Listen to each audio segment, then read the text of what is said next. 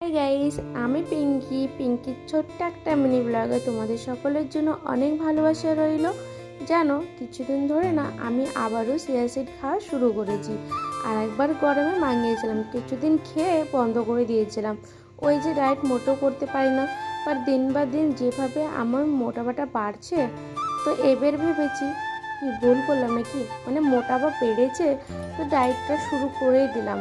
তো জানি না কতদিন চলবে এই ডায়েটটা, বাট চেষ্টা তো করি। চলো, তাই চিয়া সিডটা খেতে যেয়ে আমার এত বাজে লাগে না, বাট দেখো আমরা না ভাবি যে স্কিনটাকে কীভাবে সুন্দর করে তুলবো, আর অনেকেই তো জানেই না সুন্দর করে তোলার তো উপকার তোমার ঘরেই থাকে, জাস্ট একটু মেহনত করতে হবে।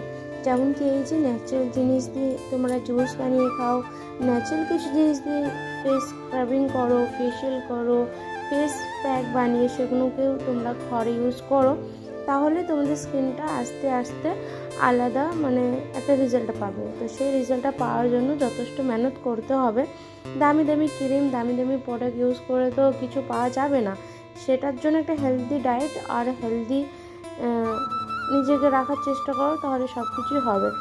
একটা টাইম আমিও জানো এটাই ভাবতাম যে এত দামি দামি প্রোডাক্ট ইউজ করবো, আমি হয়তো আমার স্কিনটাকে সুন্দর করে তুলতে পারবো। আমি জানো এর আগে নিজের স্কিনটাকে একদমই কেয়ার করতাম না, এইসব যেন আমার মাথায় ছিল না। তো এখন নষ্ট হয়ে যাচ্ছে আস্তে আস্তে ফেসটা বয়সের সাথে সাথে। তাই নিজেকে একটু আমি চেষ্টা করছি যে না, এবার অনেক হয়ে গেছে, এবার আমি আমার ডায়েটের দিকে একটু কন্ট্রোল করি, মানে ডায়েটটার দিকে ধ্যান দিই। তো যাই হোক, তারপরে না আমার খিদে পেয়ে গেছিলো জানো, আর খালি ডিম খেতে না আমার মোটেও ভালো লাগে না।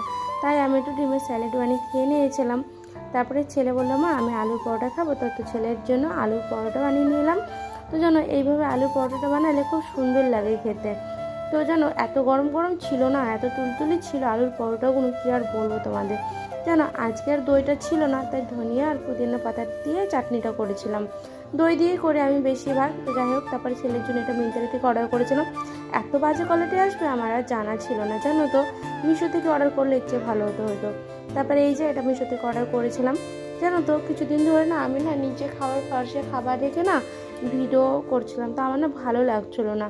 তা এটা এই জন্য অর্ডার করা যে আমি যখন খাবারের কোনো ভিডিও নেব তখন এটা নিচে রাখলে হয়তো একটু সৌন্দর্য বাড়বে। তো তার জন্য এটা আমি অর্ডার করেছিলাম। কেমন লাগে জানিও তো কমেন্টে।